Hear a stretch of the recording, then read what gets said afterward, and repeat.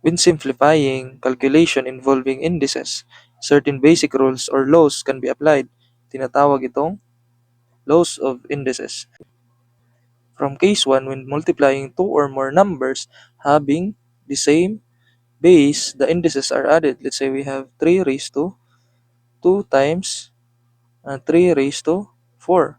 This equals i-add lang natin yung indices, magiging 3 raised to 6.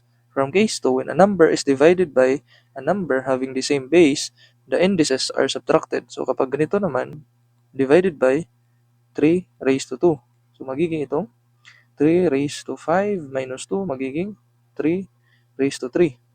So from case 3, when a number which is raised to the power is raised to a further power, the indices are multiplied. That's 3 raised to 5 squared. So it is equal sa 3 raised to 5 times 2. It is equal sa 3 raised to 10. From case 4, when a number has an index of 0, its value is 1. So any number whose raised to 0, it is always equals to 1. So case 5, a number raised to a negative power is the reciprocal of that number raised to a positive power. Let's say we have 3 raised to negative 4.